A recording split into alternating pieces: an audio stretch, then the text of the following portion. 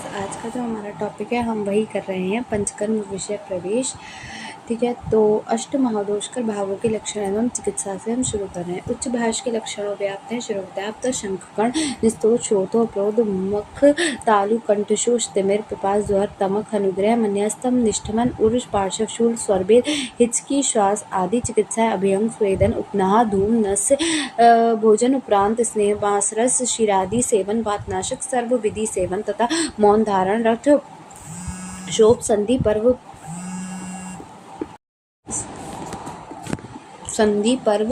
शैथल्य, हनु, कास, शिर, शूल, तोद, क्षिशोभ, आटो, पांत्र, कुंजन, आदमान, हृदय, अधिक्यो, स्फिक, पार्श्व, वक्ष, वक्षण, कटी, पृष्ठ, वेदन, संधि, स्कत, दौर्बल, अंग, अभिताप, पाद, शोभ, प्रश्वाग, हर्ष आदि। वाथर, स्नेहन, स्वेदन और सर्वकर्म तथा निदान परिवर्जन ये इसकी चिकित्सा है।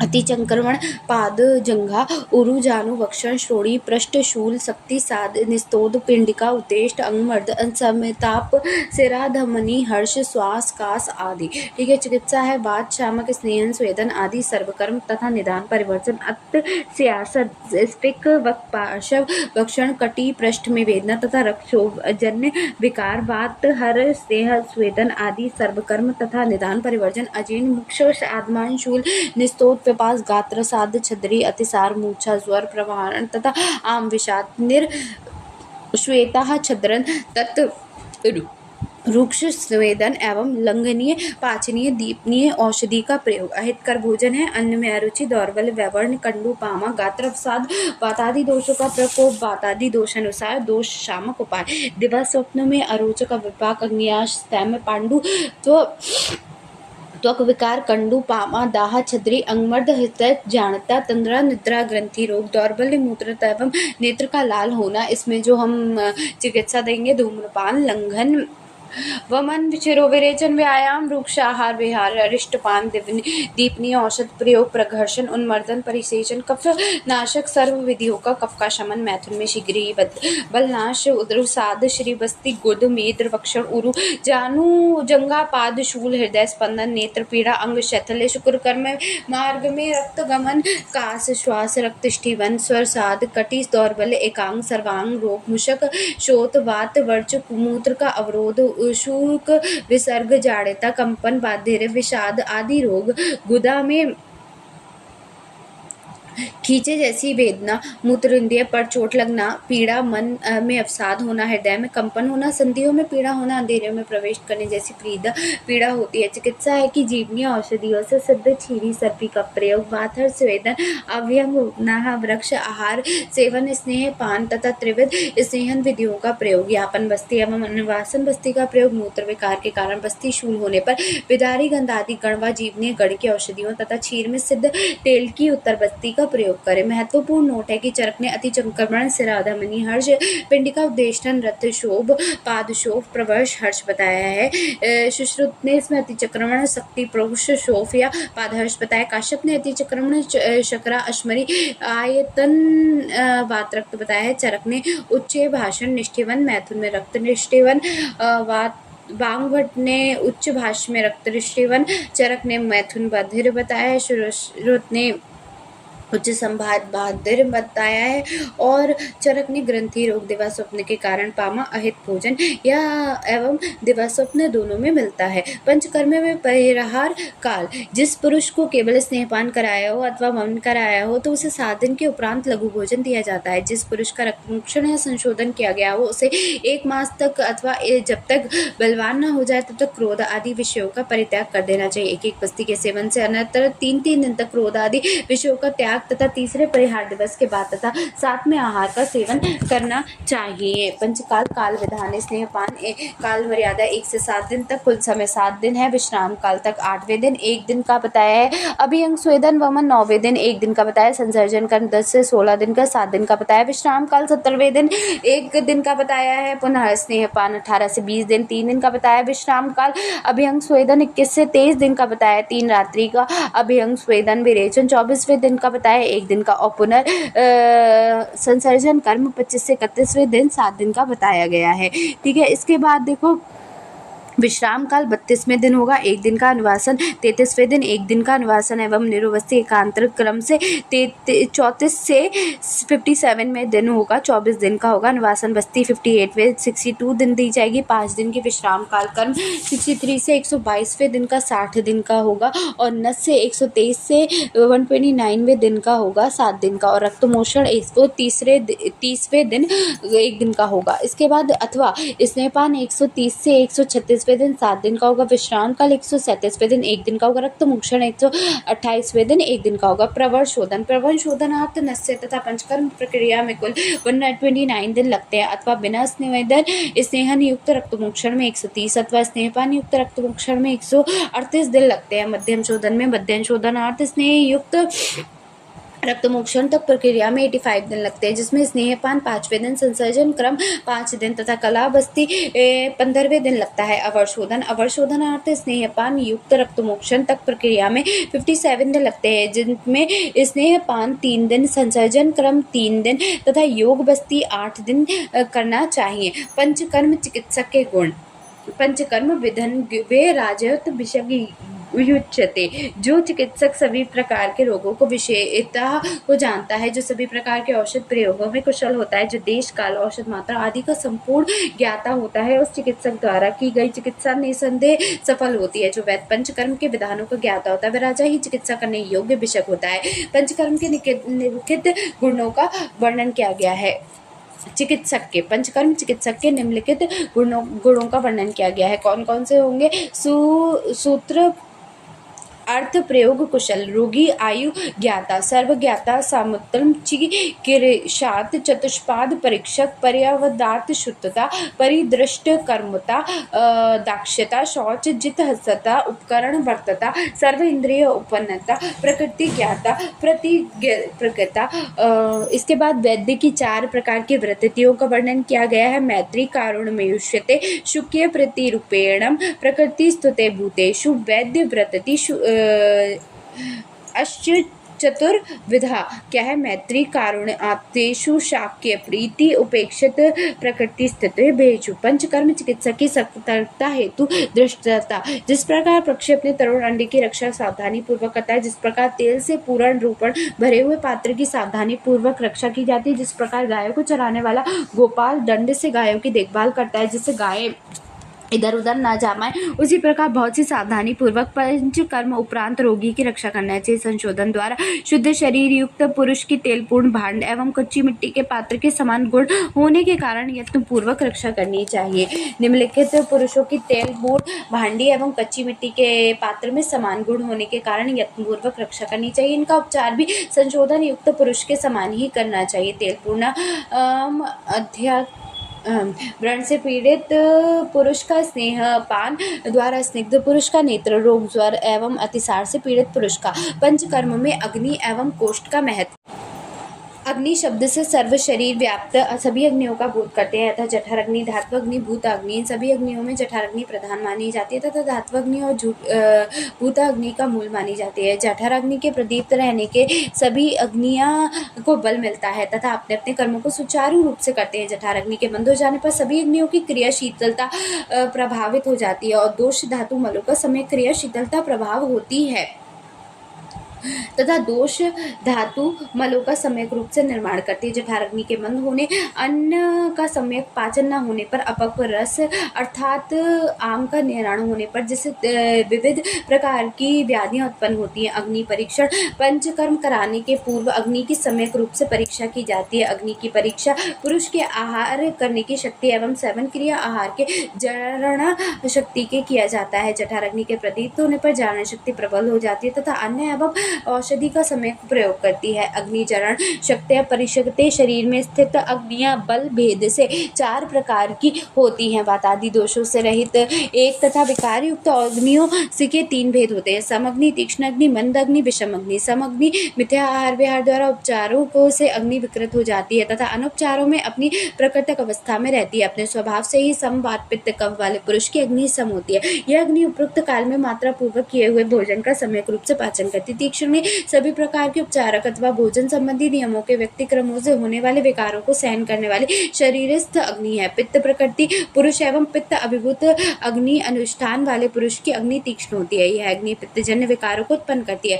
यह अधिक मात्रा में खाए हुए भोजन को भी शीघ्रता से पचाती है। यदि अग्नि जब अधिक मात्रा में बढ़ जाती है तब इसे अत्यग्नि कहा जाता है तथा इस अग्नि ये बार बार एवं अधिक मात्रा में खाए हुए भोजन को अत्यंत शीघ्रता से पचाती है। अत्यग्नि में पाचन पाक के अंत में गले तालु एवं ओठ के शोषदाह तथा संताप आदि उत्पन्न करता है। मंदाग्नि तीक्ष्ण अग्नि के विपरीत लक्षणों वाली अग्नि कफ प्रकृति पुरुष के कफ अधिभूत अग्नि अधिष्ठान वाले पुरुष की अग्नि मंद होती है। यह अग्नि कफजन विकारों को उत्पन्न करती है। यह अल्प मात्रा में खाए हुए उदर गौरव शिरो गौरव काश श्वास प्रसेक छद्री और गात्र सदन आदि विकारों को उत्पन्न कर एक बहुत देर में पचाती है। विषम अग्नि समलक्षणों से विपरीत लक्षणों वाली अग्नि वात प्रकृति वाले वात अभिभूत अग्नि अधिष्ठान वाले पुरुष की अग्नि विषम अग्नि होती है। यह वात जन विकारों को उत्पन्न करती है और सभी प्रकार का अन्न का सम्यक पाचन करती है। कभी कभी आत्मान शूल उदावर्त अतिसार जठर गौरव आंत्र कुंजन तथा प्रवण उत्पन्न करते हुए अन्न का पाचन करती है। अन्न को पचाने वाली भोज्य रसों को ग्रहण करने वाली तथा शरीर को अपने शासन में रखने वाली भगवान स्वरूप जठर अग्नि ऐश्वर्य युक्त होती है। सूक्ष्म होने के कारण इसका विशेष विवेचन करना असंभव है। अपने अपने स्थान में रहने वाली एवं गतिमान प्राण अपान एवं समान इन तीनों वायु द्वारा जठर अग्नि प्रदीप्त होती है जिससे अन्न का पाचन होता है। यदि जठर अग्नि मंद हो तब दीपन एवं पाचन औषधियाँ एवं लंघन आदि उपायों द्वारा अग्नि को तीव्र करके पंचकर्म चिकित्सा करनी चाहिए। पंचकर्म हेतु प्रयुक्त होने वाली स्नेहन द्रव्य वमन आदि औषधियों द्वारा समक्ष पाचन न करने के कारण प्रयुक्त चिकित्सा व्यर्थ हो जाती है अथवा चिकित्सा में सिद्धि प्राप्त नहीं करती। कोष्ठ परीक्षण कोष्ठ 3 प्रकार का होता है, मृदु मध्य और क्रूर। इसका निर्धारण विभिन्न द्रव्यों से किया जाता है। गुड़ इक्षुरस मस्तु मत्था दुग्ध दही खीर कृष्णा घृत काश्रम स्वरस त्रिफला रस द्राक्षा रस पीलू रस उष्ण जल तथा तरुण मध्य का पान करने में मृदु कोष्ठी पुरुष का विवेचन हो जाता है। इसका प्रयोग क्रूर कोष्ठ में करने पर उसका विवेचन नहीं होता क्योंकि क्रूर कोष्ठ पुरुष की गृहिणी बात प्रधान होती है जबकि मृदु कोष्ठ की गृहिणी पित्त प्रधान और अल्प कफ तथा मंद वात से युक्त अतएव इनमें सुखपूर्वक विरेचन होता है। कोष्ठ व्यक्ति के कोष्ठ में पित्त की अधिकता होती है उसका केवल दूध से ही विरेचन होता है जबकि वात एवं कफ की अधिकता होते हुए उनमें बहुत कठिनाई से विरेचन होता है। उसे क्रूर कोष्ठ मानते हैं। असम दोषों में युक्त कोष्ठ को मध्यम कोष्ठ कहते हैं तथा उनमें साधारण रूप से विरेचन होता है। अग्नि एवं कोष्ठ परीक्षण का महत्व मृदु कोष्ठ में अग्नि मंद होगी और औषध द्रव्य प्रयोग मृदु वीर एवं हीन मात्रा में किया जाएगा। मध्यम में मध्य अग्नि होगी मध्यम वीर तथा मध्य मात्रा में और मध्य मात्रा पे औषध प्रयोग किया जाएगा। क्रूर कोष्ठ में तीक्ष्ण अग्नि होगी तीक्ष्ण वीर एवं गुरुपाक होगा और उत्तम मात्रा में प्रयोग की जाएगी। इसके बाद है स्नेहपान हेतु मात्रा निर्धारण। तो दीप्त अग्नि पुरुष में स्नेह मात्रा 1 पल की होगी, मध्य अग्नि पुरुष में 3 कश और जंग में अग्नि पुरुष हेतु स्नेह मात्रा 2 कश मानी जाती है। अज्ञात कोष्ठ निर्धारण अज्ञात मतलब जिसके कोष्ठ के बारे में हमें कुछ पता ही नहीं है तो उसमें पहले कम मात्रा में देंगे और फिर अल्प मात्रा का प्रयोग किया जाता है। दोष देश दूष काल बल शरीर सत्व प्रकृति और भलीभांति विचार करके अज्ञात कोष्ठ वाले व्यक्ति को अत्यल्प स्नेह मात्रा का प्रयोग करना चाहिए। जो स्नेह मात्रा हिस्सक काल से भी अर्धप काल से भी कम काल में जीर्ण होती है वह हिर्सल्स मात्रा कहलाती है। इसके अतिरिक्त स्नेहार्थ विरेचनार्थ कोष्ठ की परीक्षा हेतु भी इस मात्रा का प्रयोग किया जाता है। स्नेह प्रयोग का काल निर्धारण ये प्रकाश काल 7 दिन का कम से कम 3 दिन का और 7 दिन के बाद स्नेहन नहीं कराना चाहिए क्योंकि 7 दिन के बाद स्नेहन 7 में हो जाता है। यदि 7 दिन में स्नेहन ना हो तो पुनः कुछ दिन के लिए विश्राम कर अधिक मात्रा में स्नेह का प्रयोग ना कर स्नेहन कराना चाहिए परंतु इस क्रम में भी 7 दिन से अधिक स्नेह का प्रयोग नहीं करना चाहिए। स्नेह नीति योग्य पुरुष बल एवं कोष्ठ का अनुमान कर स्नेह की मात्रा एवं काल का निर्धारण करें। मृदु कोष्ठी व्यक्ति 3 दिन तक अश्वपान से सिद्ध होते हैं और क्रूर कोष्ठ 7 दिन में तथा मध्य कोष्ठ का साधारण कोष्ठ वाले पुरुष 5 दिन में स्निग्ध हो जाते हैं। इसके बाद है बस्ती चिकित्सा हेतु अग्नि का परीक्षण करना चाहिए। शोधन उपरांत संसर्जन क्रम निर्धारण करना चाहिए।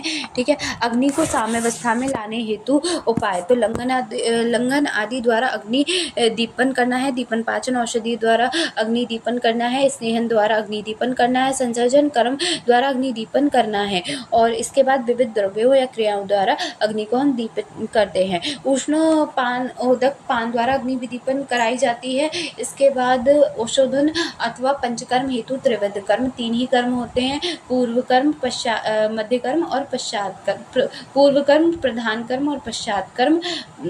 पूर्व कर्म जो शरीर में शोधन करने के पूर्व उस पुरुष के शरीर को शोधन के योग्य बनाते हुए अथवा सुखपूर्वक शोधन कराने हेतु जिन कर्मों का प्रयोग किया जाता है वे पूर्व कर्म कहलाते हैं। इसे सर्वप्रथम अग्नि का दीपन, आमदोष का पाचन, शरीर गांत एवं ब्राह्य स्नेहन, सर्वांगन स्वेदन मुख्य कर्म है। दीपन पाचन हम कराते हैं, स्नेहन कराते हैं, इसमें स्वेदन कराते हैं। प्रधान कर्म में हम वमन कर्म, विरेचन कर्म, बस्ती कर्म, नस्य कर्म और रक्तमोक्षण कराते हैं। और पश्चात कर्म में हम संसर्जन कर्म, रसन आदि कर्म और शमन चिकित्सा कराते हैं। अब अगर इसका मॉडर्न कोरिलेशन में देखोगे तो स्पेसिफिकेशन ऑफ पंचकर्म थिएटर, तो इंफ्रास्ट्रक्चर है पंचकर्म फिजिशियन रूम, एक ओपीडी होगा और पेशेंट एग्जामिनेशन होगा। पंचकर्म थेरापेटिक्स रूम एक होगा, snehana room 2 each for male and female for abhyanga, snehapana swedana room 2 for each male and female.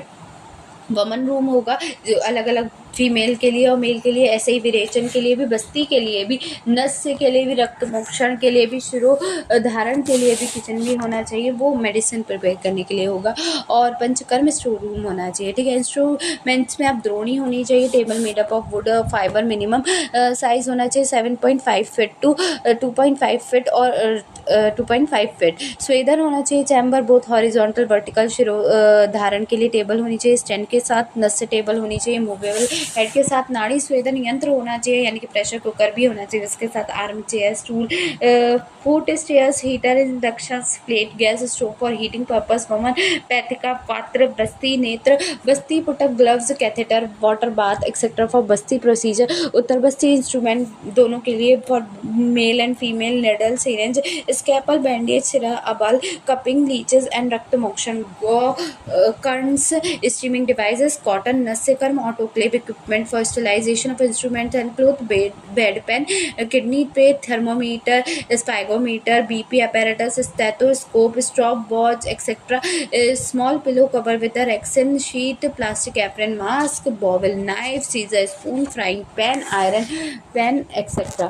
इसके बाद हम बात करें कि comparison of classical and carrier panchakarma component देखो। क्लासिकल के लिए स्नेहन, स्वेदन, वमन, विरेचन, अनुवासन, बस्ती, निरूबस्ती, नस्य, पूर्व कर्म, प्रधान कर्म। जबकि केरलीय पंचकर्म में धारण कर्म, पिंड स्वेद, काया सेक, अन्न लेपन और सिरोवेदन प्राइमरी बेनिफिट्स हैं। क्लासिकल पंचकर्म के essentially purifying that is shodhana chikitsa, trans membrane purification. Keraliya panchakarma specially palliative that is shamana chikitsa, transcutaneous purification है। इसके बाद सेकेंडरी बेनिफिट्स है, डिजीज पैपुलेशन है, एक्सटर्नल प्यूरिफिकेशन है, ट्रांसक्यूटेनियस प्यूरिफिकेशन है, रिहेबिलिटेशन है, साइकोथेरेपी है, other effect produce the lightness, nourishment करते हैं। इसके बाद medium of elimination of doshas toxics, जिसमें कि क्लासिकल पंचकर्म में हम इंटेस्टाइन के थ्रू करेंगे बट केरलीय में हम स्किन के थ्रू करेंगे। ऐसी ऑलिगेशन एंड फॉर्मेंटेशन में हम क्लासिकल के लिए प्रेपरेटरी प्रोसीजर है, लेकिन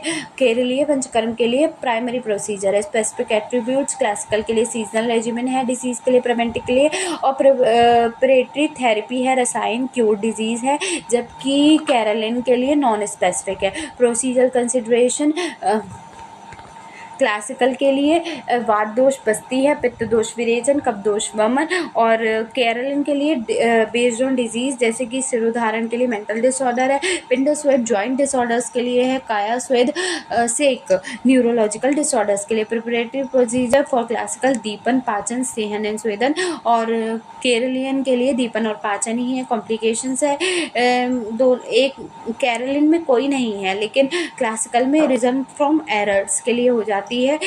सेफ्टी रिलेटिवली सेफ और कैरोलिन वेरी सेफ है। एफिशिएंसी क्लासिकल वेरी इफेक्टिव और जो कैरोलिन है वो मोस्ट मॉडरेटली इफेक्टिव होता है। बेनिफिट लॉन्ग लास्टिंग है classical, specific disease cure immune enhancer है, जबकि हमारा Caroline short term immediate benefit rehabilitative affect seen smoothly as a procedural affect classical के लिए है और as medicinal and procedural Caroline के लिए है। Therapeutical potential very broad classical के लिए है, लिमिटिंग के लिए कैरोलिन के लिए लिमिटेड है।